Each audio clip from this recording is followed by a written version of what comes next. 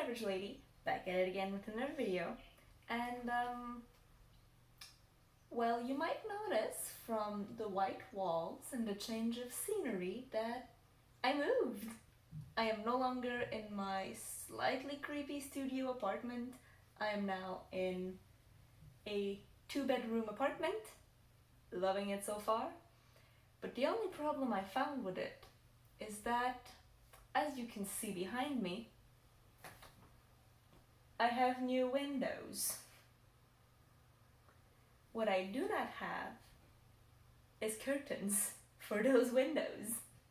And so today I'll be showing you how I make custom curtains. Well, let's just do it, shall we?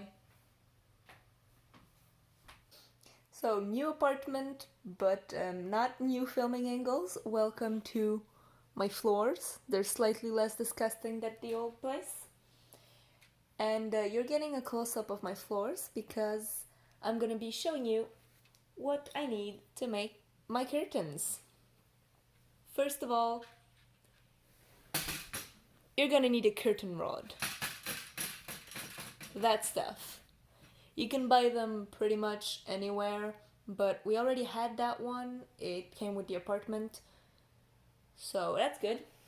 Then you need something to put that curtain rod onto the wall. And for that, I used my boyfriend's 3D printer to make curtain rod holders. These stick to the wall, and by stick I mean screw, and hold on to the rod. They also got little, thank you for the focus, motifs here that my boyfriend put in, just for style. It's cute. Then once your pole is held on to the wall, you need something to put your curtain onto the curtain rod. And for that I'm gonna be using the least efficient way that I know, and that is these little bitches. These came, please focus and stay focused, thank you. These came with other curtains that I bought at IKEA like 3 years ago, and I never used them. So I'm gonna be using them to clamp my fabric on this side and hold on to a ring on that side. Focus!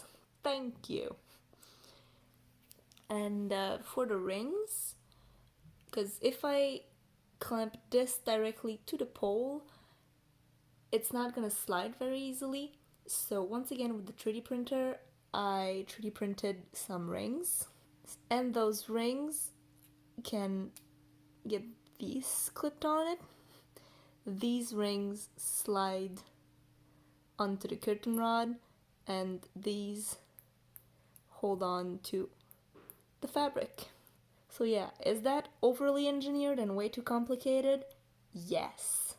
But hey, it's all basically free, since I already had those, and these were like a couple cents each to print. So yeah, good deal. And I 3D printed like 15 of them. Now all I need is, well, actual curtains. Unfortunately, I did not have this on hand, and now I have to go get some curtains. You know I'm not gonna go ahead and just buy some curtains. That would be way too easy. So what I plan on doing is, well, thrift shopping. I know, very surprising. I'm gonna go into some thrift shops and hopefully find some fabric that I can turn into curtains. My criteria for fabric are that I have to have enough fabric, duh. Has to be quite thick of a fabric because I want it to be opaque. I don't want light in my bedroom. This is my bedroom, the sun gets up in that direction. It's pretty intense in the morning. And I want it to be cute. Right now all of my walls are white and they're probably gonna stay like that, so I need something in my room that'll add a pop of color. My bed sheets are blue, and the rest of the room is made out of wood. Let's go to the thrift shop, shall we? I'm not gonna bring you with me though. I'm not filming in public. I know some people do, but that ain't me. I'm not gonna film. I'm not gonna film in public. So I'll come back once I have my fabric. Alright, so back from the thrift shop, I found those wonderful curtains. I was actually looking for only fabric, but these actually used to be real curtains. I'm not gonna use those holes because they're way too big for the small window I have. But hey, it's a curtain. It's this nice, I don't know if it shows well on camera since, you know, I'm backlit and all of that, but it's a grayish teal that I thought would look nice in the room. Remember, one of my criteria was for them to be opaque. This is, well, right now it's about noon. And look what happens when I put the curtains up. Absolute fucking darkness. So I'm happy with those. I'm very happy. Also, I am not the first one that tries to do something with them. As you can see from the frayed edges, someone already tried to cut these, probably so they would fit their window better. So now I have my fabric. I'm gonna wash it because, well, I just bought it from a store. I don't know where it's been. I'll wash it and then I'll be ready to start cutting and sewing my curtains. Day 2. So I just sat down here and realized I don't know how wide I want to make my curtain. So I'll be back. I'll go measure. I have my width.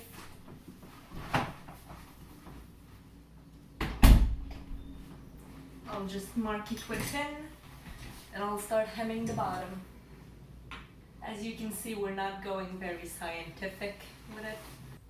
Oh, that is very thick. I might have trouble sewing this with my machine. Hopefully I don't have to sew it by hand. Okay, now we're getting to the hard part. That little end piece, I'll just finish this by hand. I hate thimbles. They don't feel nice.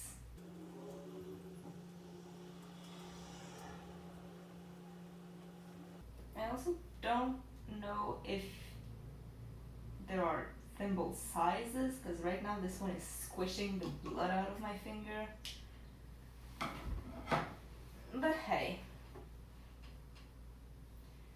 it's for like 5 minutes. I'll probably survive. I hate hand sewing with all of my heart. Also, that thimble isn't doing shit.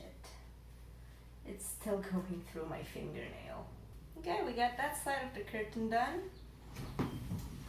Now what I'm gonna do is I'm gonna cut down the width I need, and then I'll go hang it up and measure how long I want my curtain to be. So I'll start by cutting it down. Also, for anyone that wants to sew, I would suggest doing this on a table. I just don't really have tables available. But yeah, use a table. Use a flat surface. It'll cut a lot straighter. Also, you won't have a Hunchback of Notre Dame posture while doing it. I think I just cut my pants. Nope, we're good. So I've cut it down the length. I haven't cut all of it because I don't think I'll need to. And then I'll just go hang that up and measure. I'll even take you with me because I'm that nice. Also, as you can see, I hung up the pole using, well, screws. and it turned out quite nice. Also, don't mind the fact that the windows are disgusting.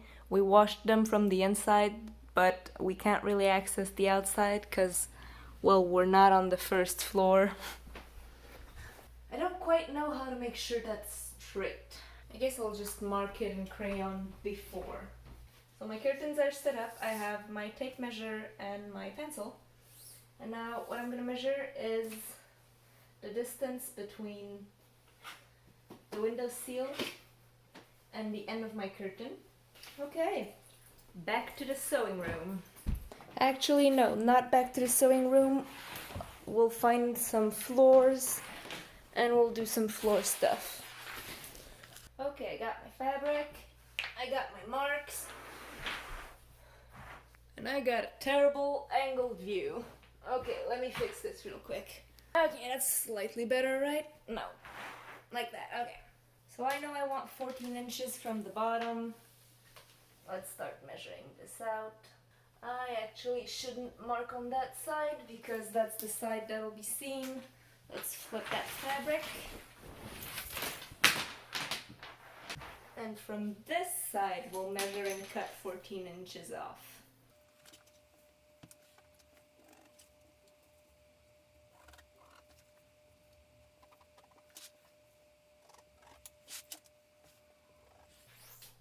Okay, let's cut. And hopefully this will be straight. If not, well, I'll have crooked curtains, I guess.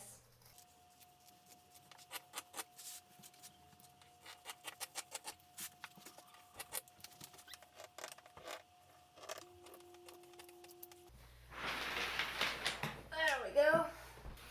Okay, so I got my side edge here and some pins and very little patience, but that's alright. And we'll just hem it the same width than the other side, if I can manage to do that.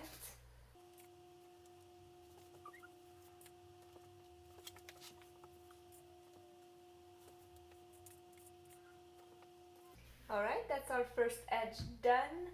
Let's go run that through a sewing machine and then we'll come back for the bottom part. Okay guys, I finally hung up the curtain and I'm ready to show you what it looks like. Are you ready? I hemmed the bottom of it. Don't mind this thread, I'll just cut it. I hemmed the sides and the top. I attached the rings to the clips to the curtain and will I have enough space? This is the final result. I think it looks pretty good. Here is it opened and here it is closed. Feels really nice. And now for the final test, I'll close my bedroom door and turn off the lights. Hey, that's not bad. Really not bad. Yeah, there's still some lights showing through, but overall, pretty darn good. So there you go guys, I hope you enjoyed this video, and if you ever feel like making a curtain, now you sort of know how. And without further ado, I'll see you guys next week. Bye bye.